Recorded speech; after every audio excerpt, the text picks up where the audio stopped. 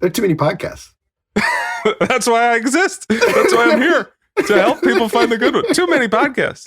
I mean, it's just too goddamn many. Yeah. Like, I can't keep up. I mean, you're doing God's work, but I can't keep up with the podcasts that like my friends and colleagues are making. That and so much more coming right up on today's episode of The Pod Spotter.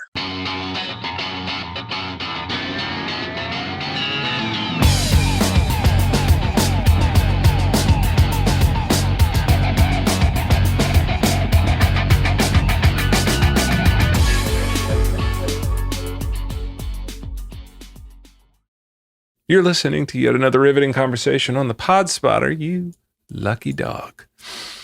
Have you seen the number of podcasts out there? Okay, don't even look. Just meet me here every Monday. I'll have a brand new podcast for you to slip on and try out before you drive it off the lot.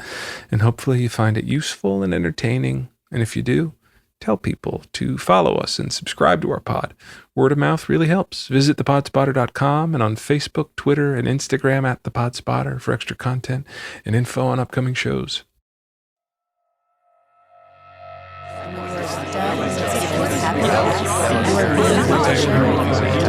Then you like what you Facebook, Twitter, Instagram. It's really a pleasure. I've been screening hundreds of podcasts.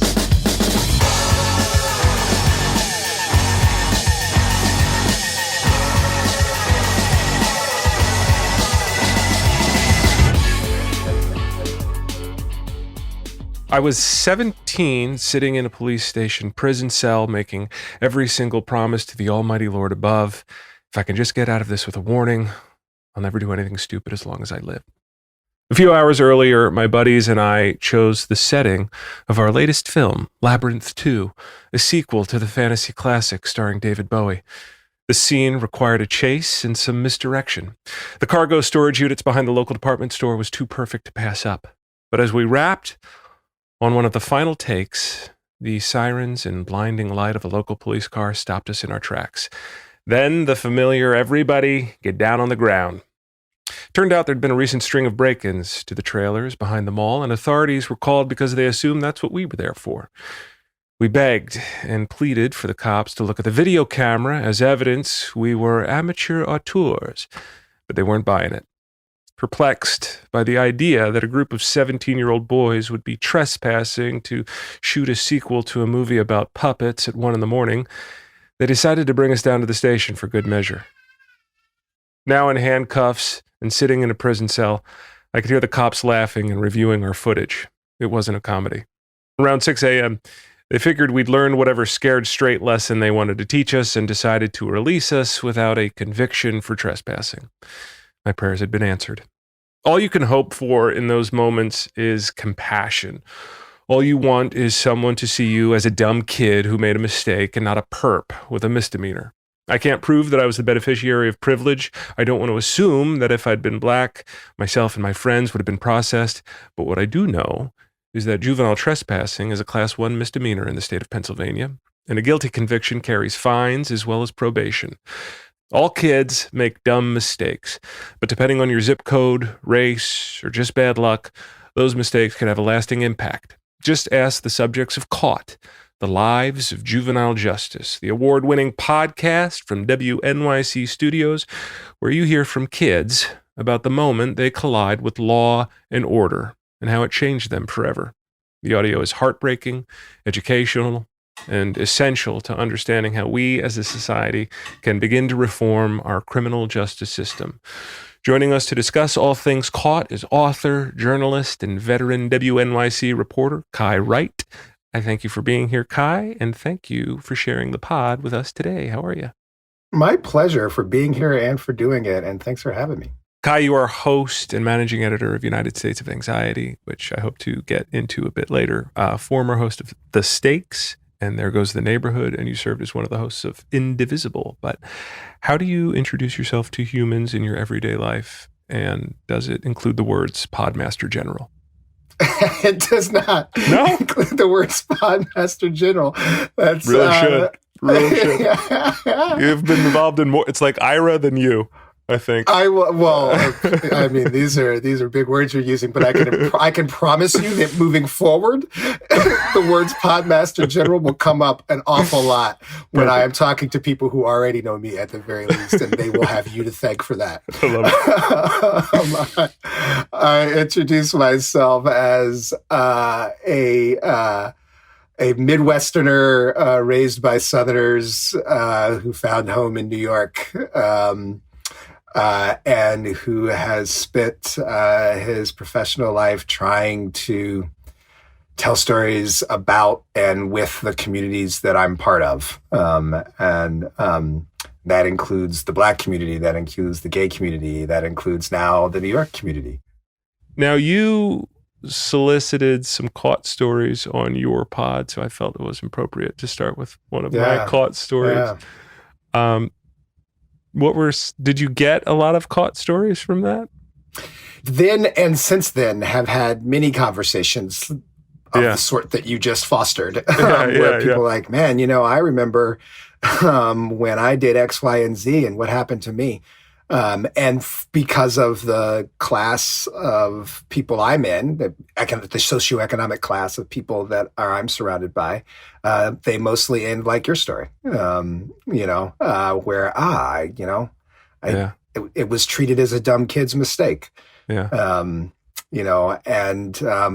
But as we know, as you well put it, it is not a dumb kid's mistake for many, many, many people. I mean, in my own family, the difference between me and a stepbrother who went to jail for many, many years over the same level of dumb mistakes that I was making, drugs and running around being not sober in cars with groups of people as a teenager. It didn't ruin my life, ruined his. Do you have multiple caught stories or any I mean, I was not a good kid, I'll be honest, Who is it that? I mean, you're just a kid. It's not good or bad. It's just you're testing the boundaries. You're testing the limits at that age. I tested a lot of boundaries, and I never found myself inside a jail, but I certainly found myself in the presence of police officers more than once. But when I was with white kids. Went to a private high school, in Indianapolis. My parents had worked very hard to put me in privileged situations, and explicitly so. They had done that on purpose. And so when I was screwing up as a teenager, I did it alongside people who got the benefit of the doubt. Yeah, I mean, and something you obviously touch on in your pod is just how law enforcement is entrenched in the schools and the youth environment for Black and brown kids, how close it is, how like when there's a sort of a scuffle or something in the schoolyard, it can often lead to, a police report just because of the nature of the proximity. That's just the physical proximity of it and the mindset, right, of applying criminal justice to these neighborhoods to solve all problems. And it starts very, very early. So, in our podcast, one of the young people we follow, his first encounter is, I believe, in 6th grade. But I have met people, whose first encounter is younger than that. It's just policing is the solution to so much. One of the big lessons of the thing for me is if you do not have the private resources to deal with whatever challenges life throwing at you, whether it's a mental health issue, a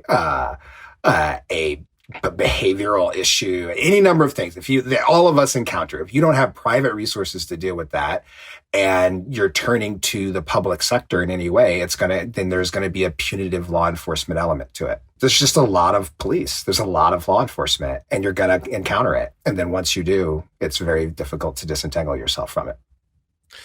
And so you start a podcast about this very thing.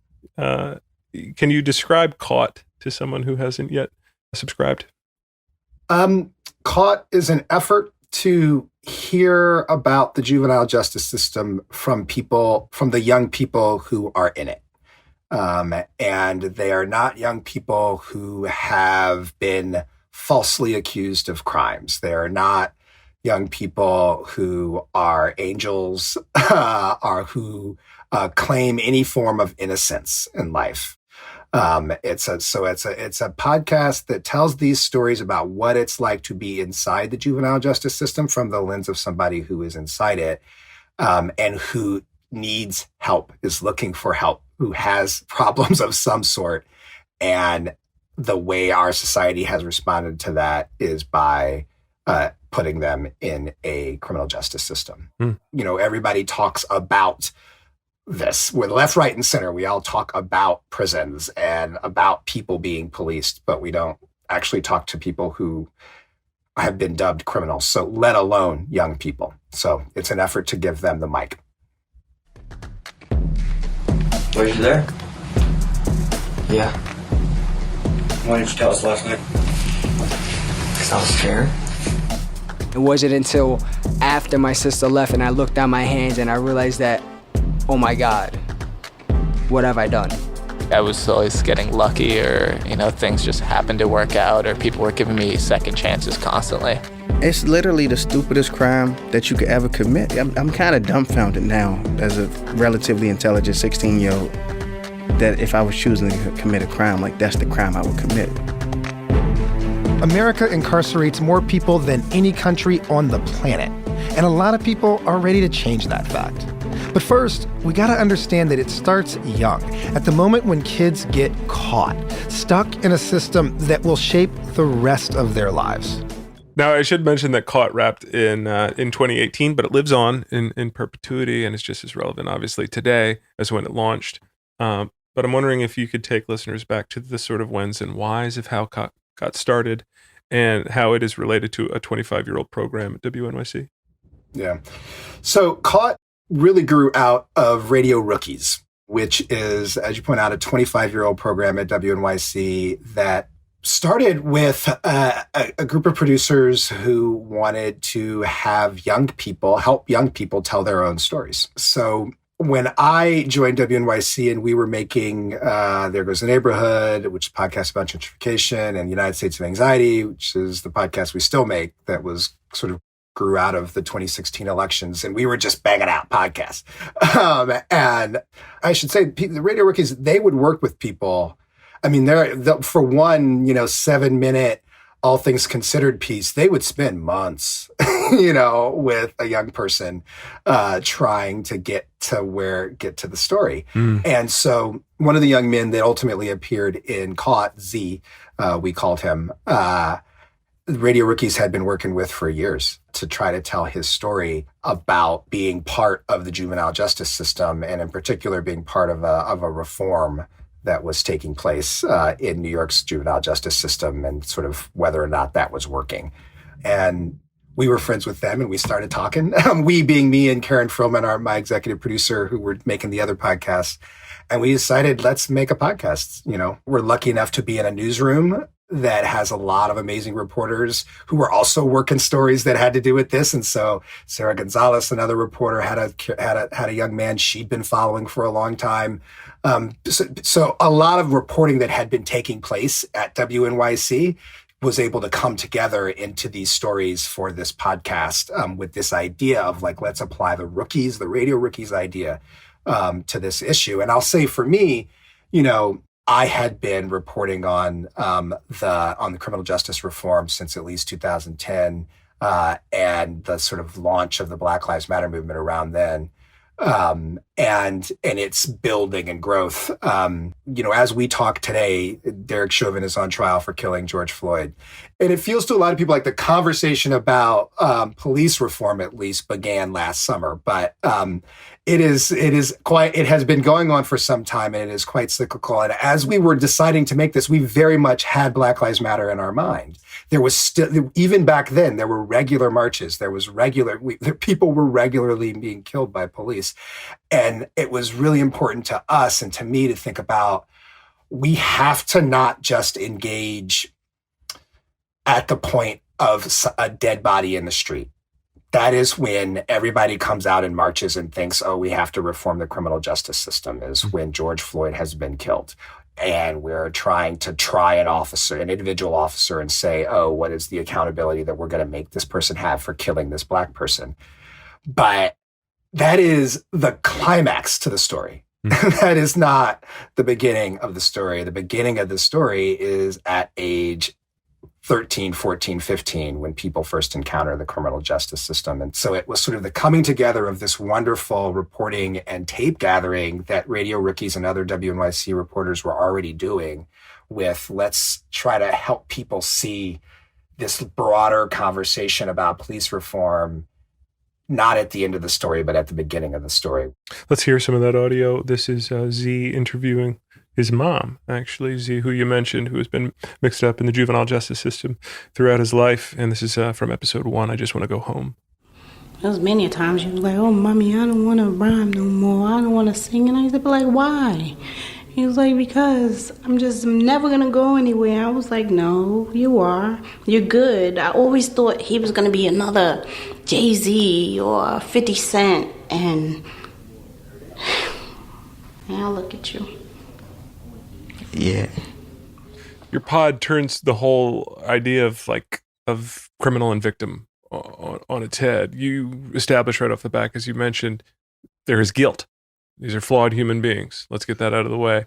Now, here I'm presenting the individual. How did we get here? How did this start? Why is this happening? And you find you're rooting for these people. The listener hears what they did, and in an ordinary podcast, we're thinking about the victim. We're thinking about the victim's lives. But in this, you're rooting for people that are convicted of some pretty heinous acts. And also, like, we didn't go looking for any particular kind of kid, right? I should say, in terms of like their level of guilt or innocence. We were just looking for people who had stories, and were in the system, and they're guilty. Like, they did things, sometimes really bad things, But the question that we need to ask, and that we're trying to prod in this, is like, what does that mean? Like, what is the response to that? What do we do? What do we do as a society when people have harmed each other, particularly when young people have harmed one another? What do we do? What is the appropriate response to that? And what was it about Z that made you want to use his story as the sort of thread throughout your pod? He sort of bookends at your first and last episodes. He's such a sweet kid, like so many teenagers, right? Like, they can be Jekyll and Hyde, And it was so hard to imagine the kid I met, the first time I met him. It was so difficult to imagine the kind of violent anger that he is capable of, right? That when he feels backed into a corner, he would, as he puts it, turn up. So when I met him, at least, I was like, this is like this nerdy kid, but then I knew from like the reporter who had spent all this time with him, and what I knew about his story, also, like, this nerdy kid could be tough. Mm-hmm. I don't think this is in the podcast, but so he ended up, his first interaction with criminal justice system was in 6th grade.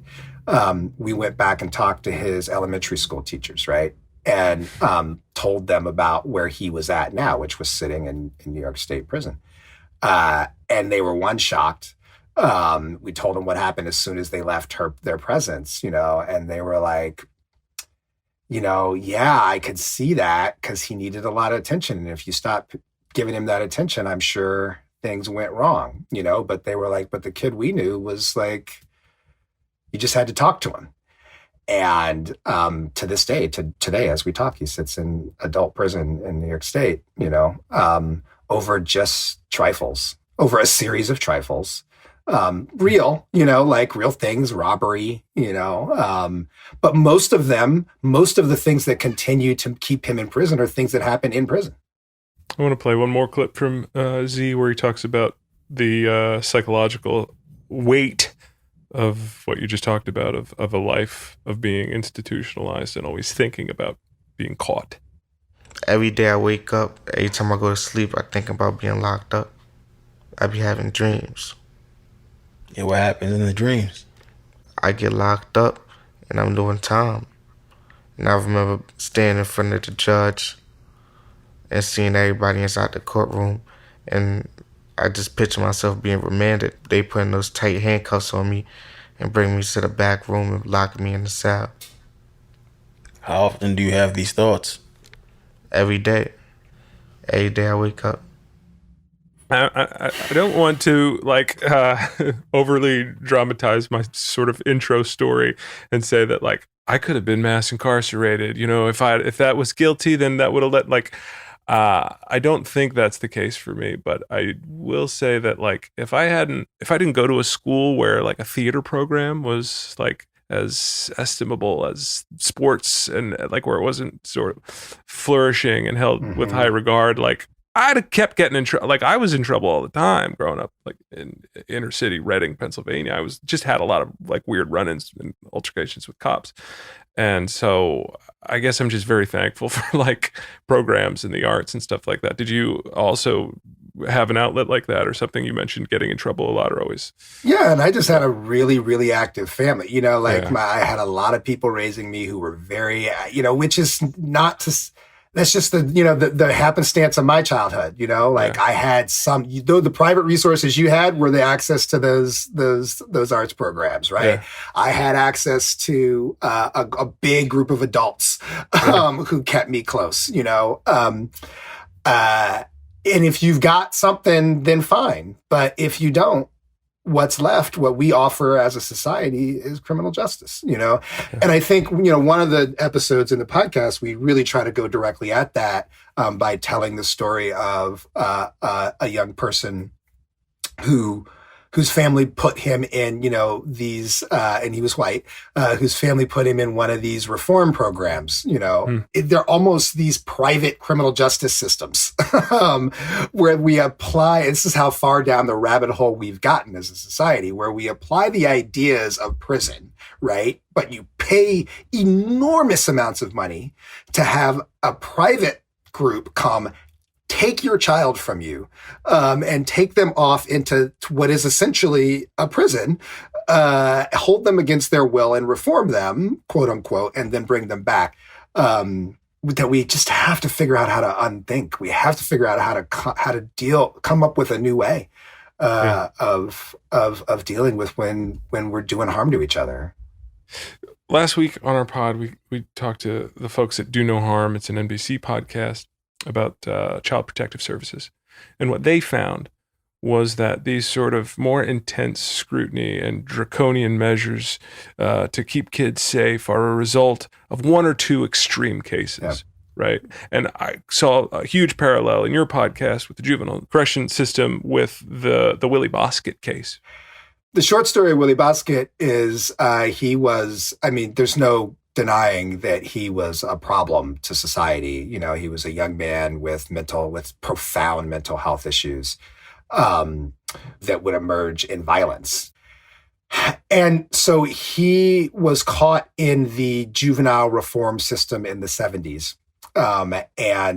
There were many actually very well-meaning efforts to reform the juvenile justice system to come. We have a very long history of trying to come up with a juvenile reform, quote unquote, system where you can take kids and put them someplace and reform them, right? Through the lens of criminal justice. We've got a long history of trying to do it, often led by liberals, who are trying to come up with a quote unquote more humane way to punish people ultimately, though, right? And so there was a period in the 70s where liberals were trying to reform the juvenile justice system in New York, and Willie Bosket was a young man in it, and he was released.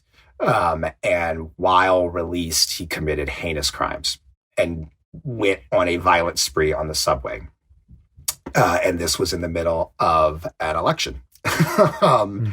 And the governor overreacted in the same way you said that. As a society, we overreacted. And there's a whole complicated political story, right, that leads to why. But ultimately, we begin to pass these laws that allow us to treat young people who commit crimes as though they're adults. And so in reaction to that extreme situation, we created a whole system to deal with people like Z, who entered it because he got into a fight at school. A government that does not protect people against violence is a government that fails its very justification for existence. New York's Democratic Governor Hugh Carey had come into office promising that he'd help people feel safe. We must act so that every policeman on the beat, every citizen on the street knows that he is not alone when his life or safety is threatened. Were you surprised to learn about Hugh Carey, or did you kind of know the story going in? I was not surprised in the sense that, I know that there has been a cross-ideological and bipartisan effort for the whole of our history in the realm of over-policing Black people. That is something that we have agreed upon as a country quite unanimously, including among Black people. Until very recently, we've only begun to debate this in any meaningful way, since the Black Lives Matter movement. But I think what's also important to say there is for all of our work, our being the people who made this podcast and who have made all these podcasts that I make, our team, we feel really, really strongly about the history that led us to the moment. And so for the juvenile justice system, it's important to say, this is what we do now is the outcome of, in many cases, liberal leaders trying to balance between the accepted notion that you have to punish people in order to deal with problems, have to have a punishment element, and their liberal value of reform. And at what point do we agree that those are mutually exclusive ideas? What about our role as storytellers, your role as a journalist, our sort of complicit nature to amplify and conflagrate these outlier stories, the Willie Bosket cases like that, that forces a reaction, that forces new policy and kind of keeps this ping pong going of overreaction and then let's over policy and then overreact and then over police, to the point of your pod, there needs to be nuance. There needs to be individuating, that great word that the judge on your podcast uses. There needs to be sort of okay, this happened, but this is not, we don't need to paint with such a big brush.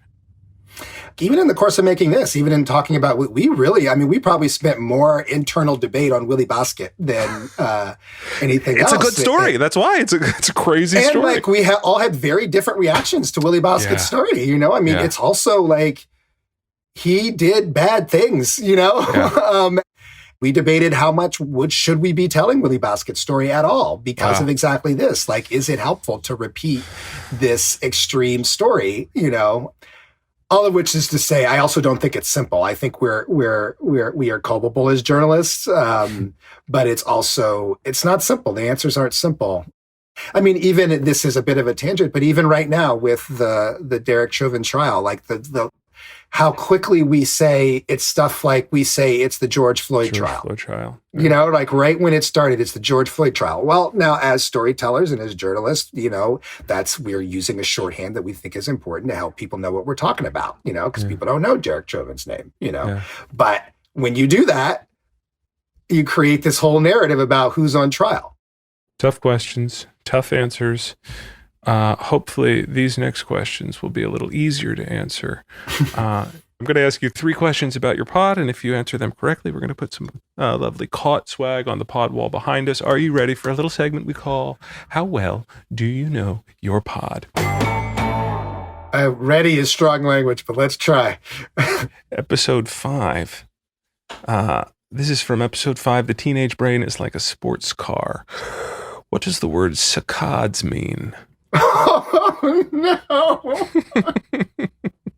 Oh, no, the mug is getting further from the wall. The mug is getting further. The word saccades. I'm gonna say... I went for the only sciencey question on your podcast. It's got something to do with the way the way your brain develops. And the point of the episode is that one of the points of the episode is that teenagers are in fact wired to be impulsive. That is part of human evolution, and it's actually an important and useful part of human evolution, that they're impulsive and that they are pack animals. And they're learning how to differentiate from and be part of a pack. And that is brain science, and it's got something to do with the words to God, but I cannot tell you what the words to God mean. He's filibustering. And the filibuster. Let's have a listen to Saccade. Saccade. And saccade means eye movement. And the eye movement to like a visual target is the quickest motor movement that your brain can do.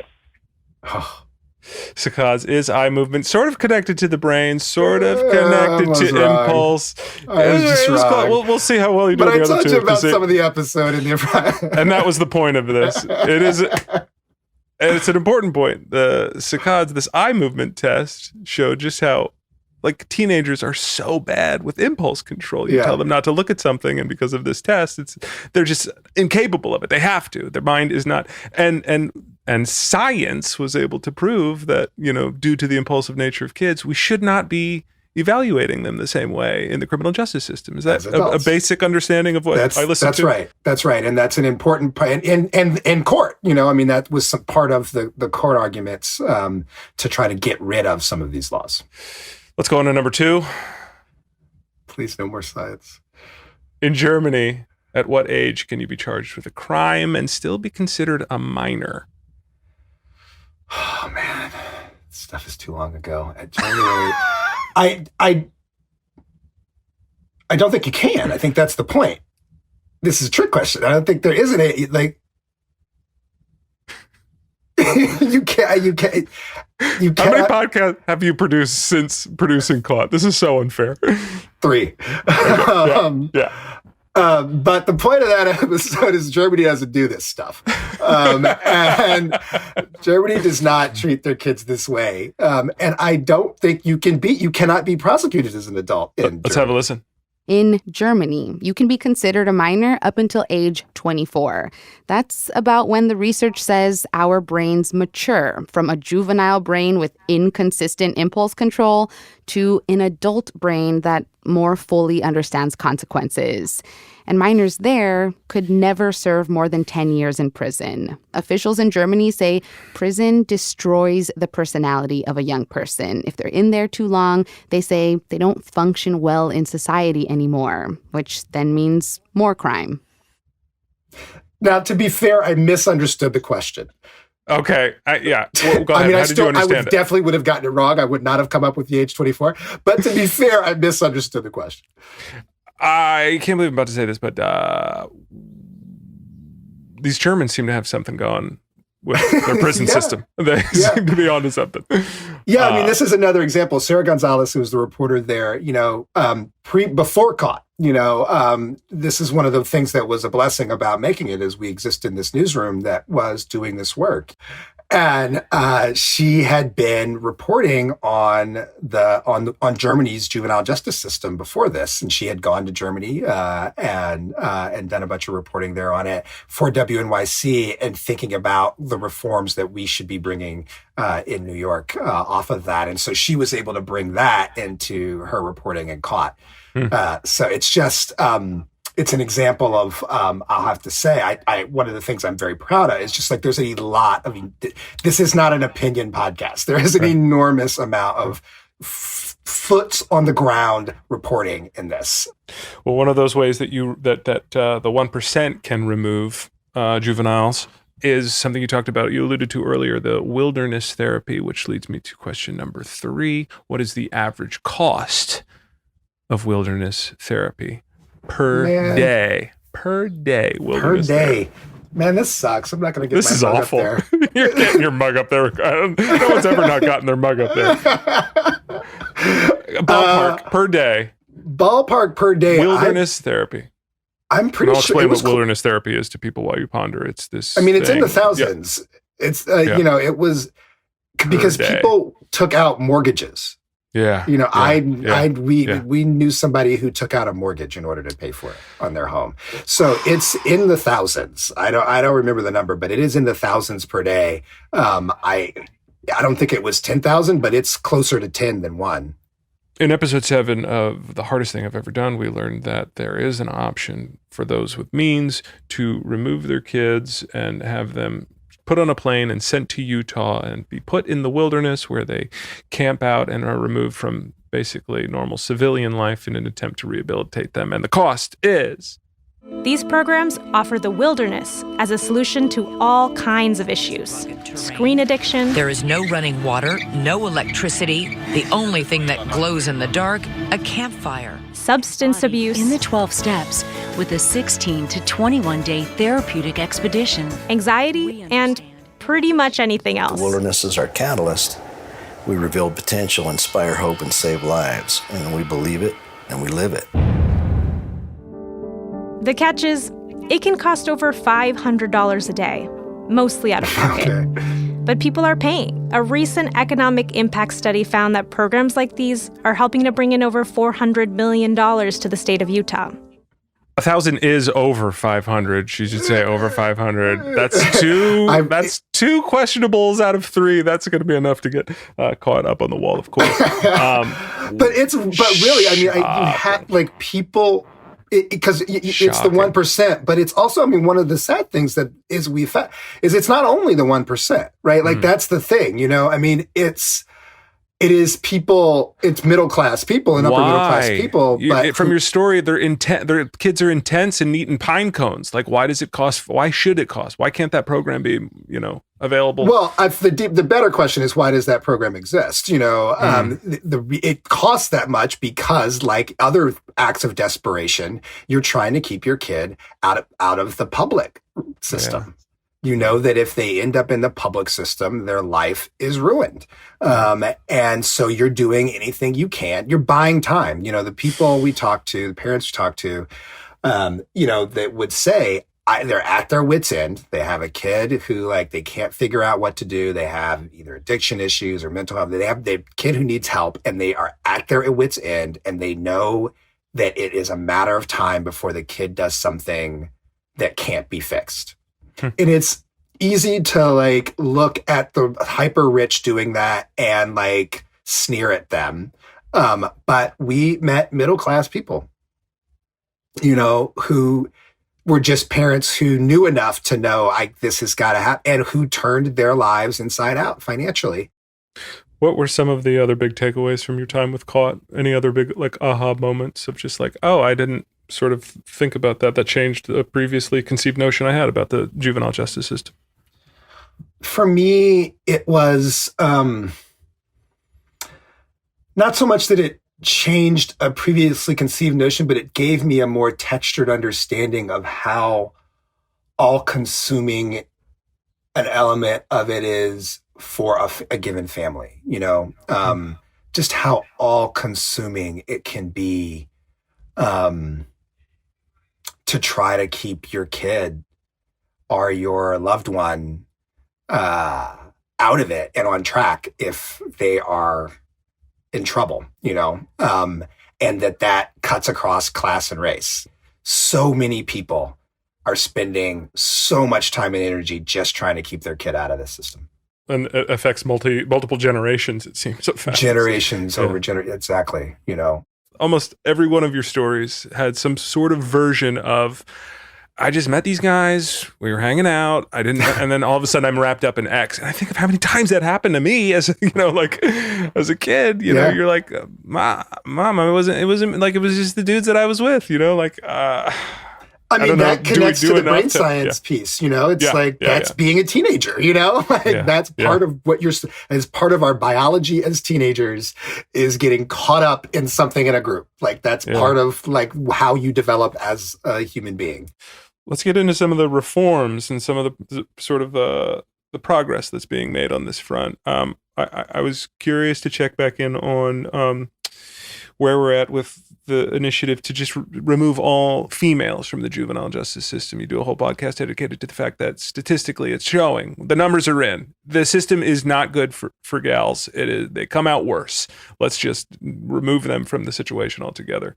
Where are we on that in 2021? So there's that, and there's solitary, are two important things that we continue to work to get rid of. That organizers are continuing to work to get rid of. I don't have top of head where these reforms are. A notification just came up about Maryland just today because I've been researching your podcast. So the way that social media works, it's like, oh, he cares about this. Here, let's put. So I just today got a headline about Maryland removed for juveniles, just removed life sentences, and it now gets reevaluated after 20 years. So it does but I'll seem say like this. My own politics, my own sort of thinking about this has evolved over my life as a reporter covering criminal justice and what it does. And making Caught, in part, was one of the big steps that got me to a place where I'm not convinced there are reforms. I'm just not convinced there's reforms. And I think there is a robust and real conversation to be had about prison abolition. And there are well-meaning debates, to be had about it. But I think one of the places we're at as a society that I embrace is that we are actually having that debate in a meaningful way. And we need some time. We need to spend some time thinking about, is there such thing as a reform to these systems? Well, I would argue that this New York bill on Wednesday is a good start. Did you see not only the legalization of pot, but expunging? Expunging is a start, it seems. So that's great, right? To stop doing harm, right? To erase bad harm from the past. Don't do anymore and erase the bad harm, But ultimately, we do need something. We need a way to help people when we are doing harm to ourselves and others. Mm-hmm. And that's the problem that needs to be solved. And as long as we are engaged in a conversation about how do we more humanely punish people, we are not answering the question we actually have on the table.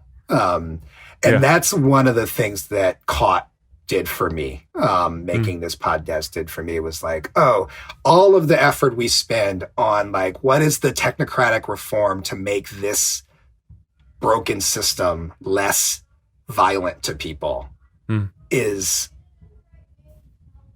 it political, emotional, and intellectual energy that is not spent on the actual question we have, which is how do we proactively deal with the fact and provide help to people when we are doing harm to ourselves and each other.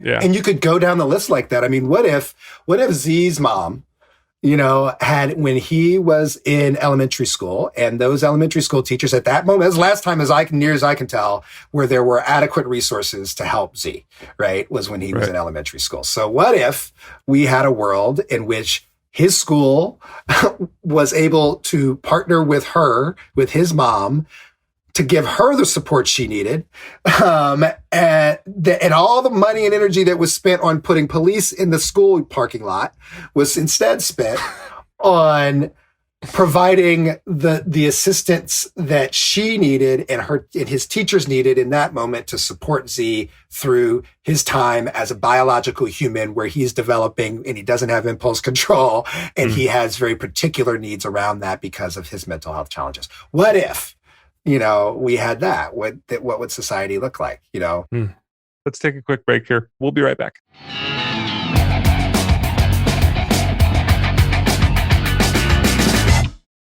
You wouldn't buy a car without driving it off the lot, or, go on a date or two before marrying someone. So why not join me every Monday, and we're going to sample a podcast or two before you make it all official and add it to your library. Commitment free, no strings attached, just you, me, and the host of an exciting new podcast. And if you haven't already, please leave a review on iTunes, check out our fancy website at thepodspotter.com, and tell fellow lovers of pods about what we're doing here. We're playing the field. We're listening to a little bit of everything. We are podcast amorous. Thanks, everybody.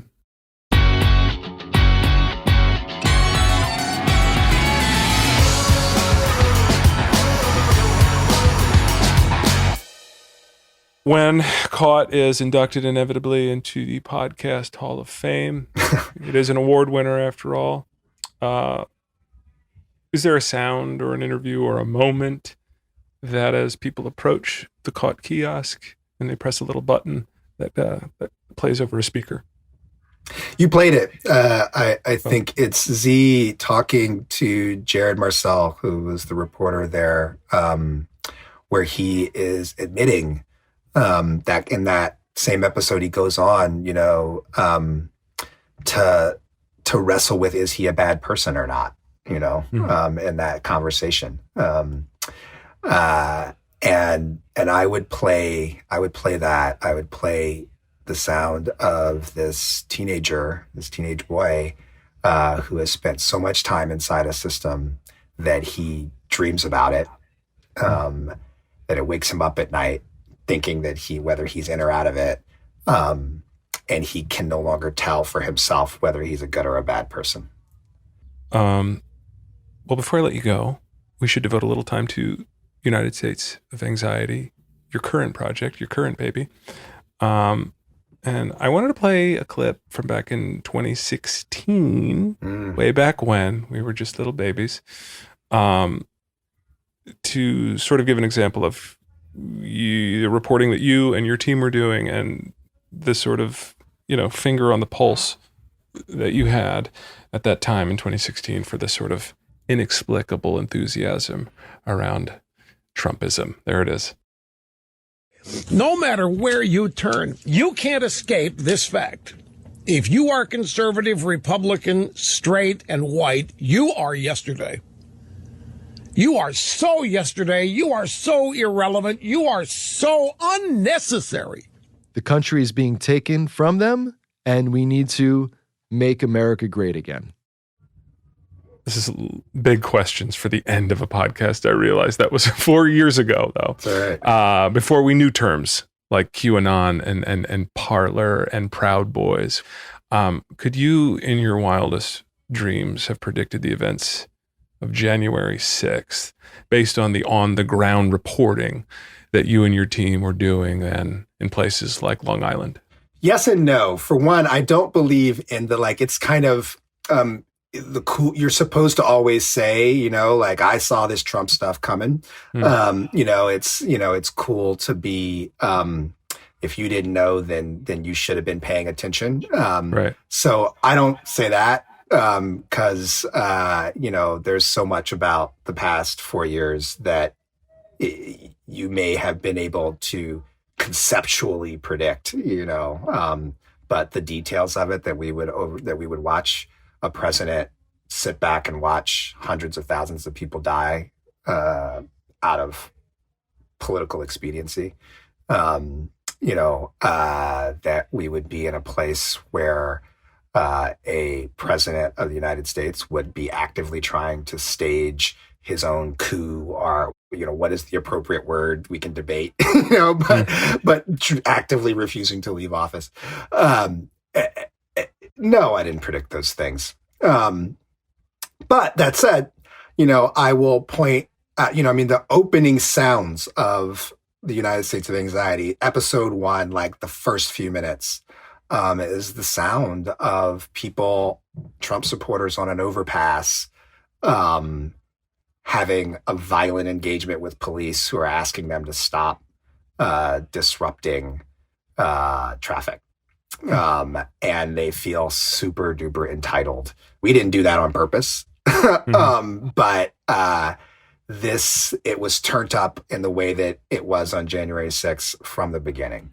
And what we did predict and what we were doing in that first season was saying there is a thing happening in the white suburbs. And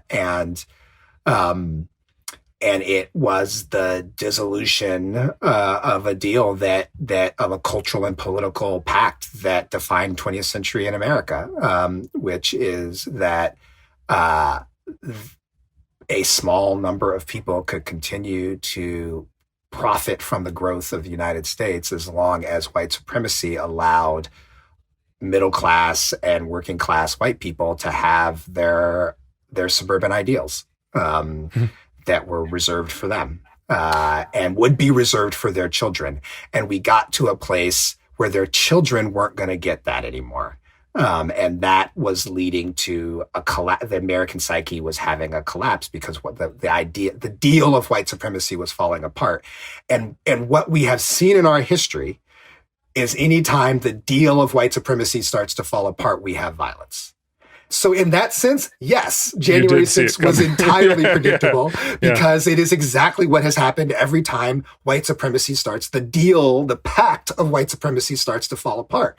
And I kept saying in that for almost every episode in that season, we would say, because I'll be honest, I thought Hillary Clinton was going to be president, So I kept saying, hey, listen, you got to pay attention to this. It doesn't matter who wins. This is about more than this election. Don't follow this just over is Hillary or Donald going to win?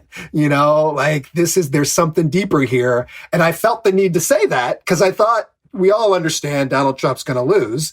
And so people are going to just engage it that way. Well, turns out we now all know that we had to pay a deeper attention than I think in reviewing the pod, I stumbled upon an episode where everyone was sitting around and sort of just like, well, this disqualifies him. This accusation of sexual harassment has got to be it. And I just remember all of that. I was transported to that time where we were just like, certainly. Every week it was like, certainly this. Certainly that disqualifies him. It doesn't because what it was about was this pact with white supremacy. And has that thinking of the 75 million changed over the course of those 4 years from then to now to this moment?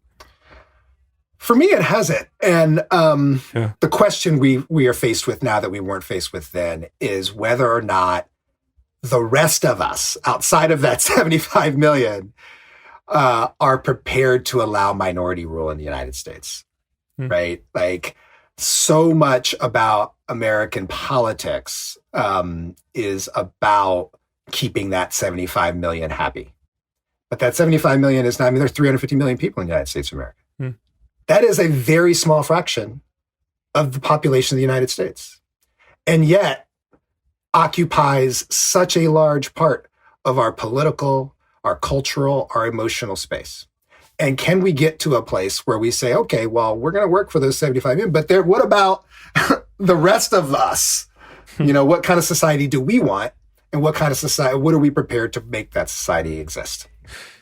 And I like to think about often how all of the podcasts that we've talked about are sort of interconnected. And I've been thinking about Dylan Marin's podcast, Conversations with People Who Hate Me, where he sort of identifies that people that argue online, that have real hate with each other online, are often in the same lane. They're often in the same thing or have such commonalities, so much so that it gives you license to lash out at that person because you see something in them that you have in yourself. And I guess my possible question for you is the 75 million, is the divisiveness so much, between the 75 and the 80 million that voted for Biden? Is there similarities, are there commonalities that cause the divisiveness, that cause the vitriol? Is it because we're all Americans? We're all, part of it is we are having a debate through electoral politics that isn't about electoral politics. There is a deeper question about whether we want to be a plural society. We came out of a civil war and we rewrote a constitution. We're a constitutional republic. We rewrote our constitution. So this is what our society is going to be. It's going to be a place where everybody is a citizen. Everybody gets these same rights when there's for that citizenship, and that and it includes men and women, black and white, and everybody gets to be part of it. That's what we wrote 3 amendments to say that, and we never actually agreed that was true. We wrote those amendments and moved on, but there was never an actual cultural and political agreement that that's the country we want to live in. Now, the MAGA folks, a good pin of them, at least named it. They were like, no, I don't. I believe in ethno-republics, and they're having open conversations about that kind of thing. So what about the rest of us? What do we believe in? That's the work we're doing now on the United States of Anxiety, is trying to refocus us on that part, and not wither the 75 million. Because, well, if Trump was successful at anything, it was that, making people have that conversation, making people say, what do you want? Exactly. Forcing the conversation, forcing these conversations.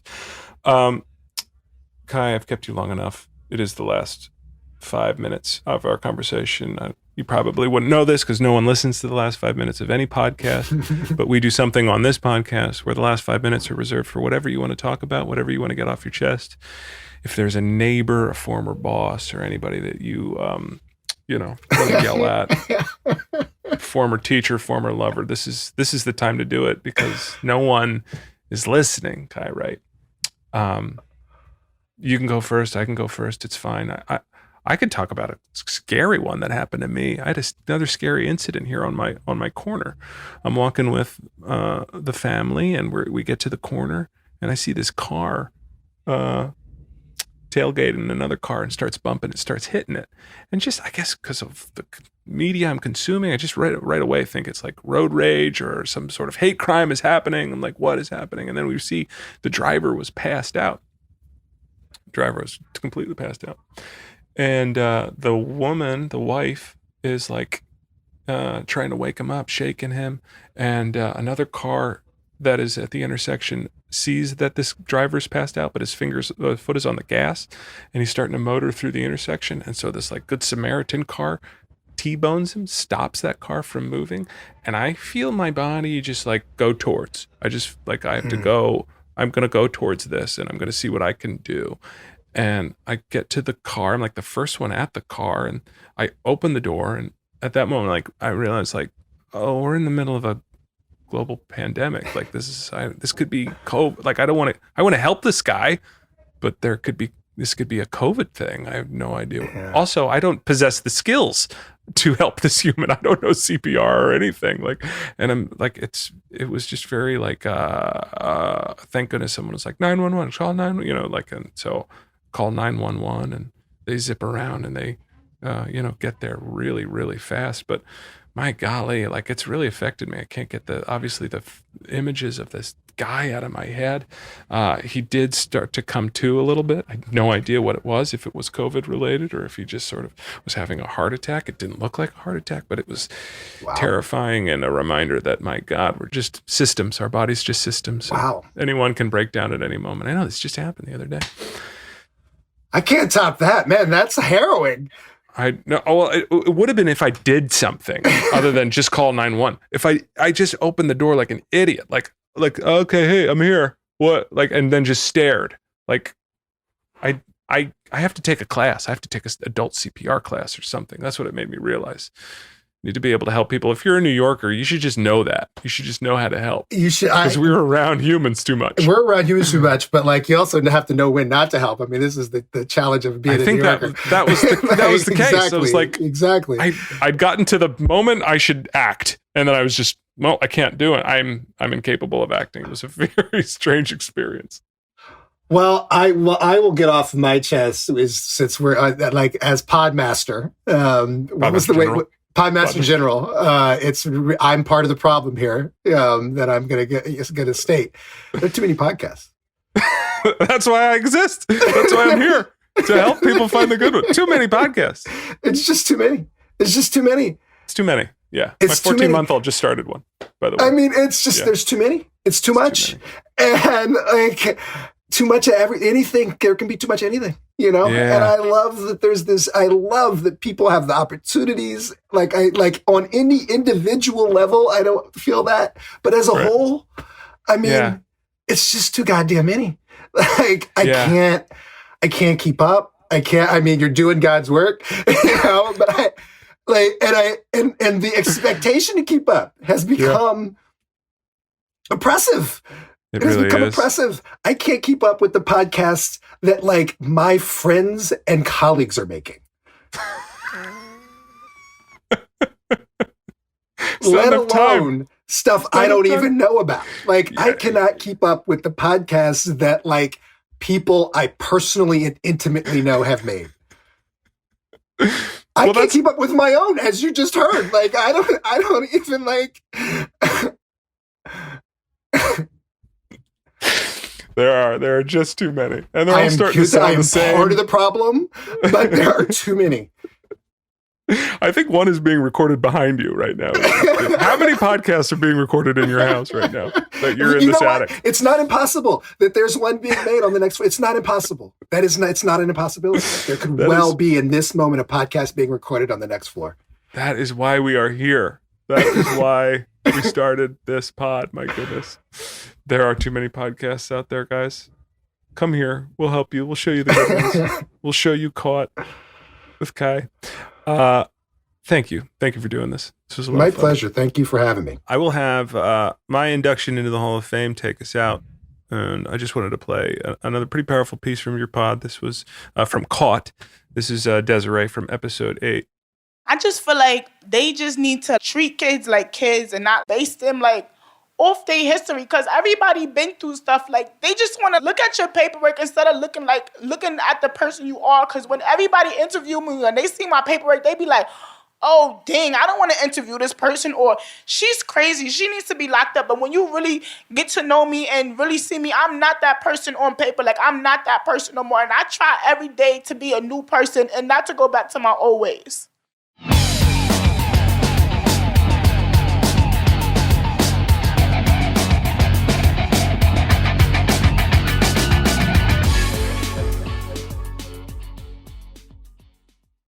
We're always looking for new suggestions on a fresh batch of pods, so please tell me what you're listening to and what hosts you'd like to hear from via thepodspotter.com or Facebook or Twitter or Instagram at thepodspotter. Thank you.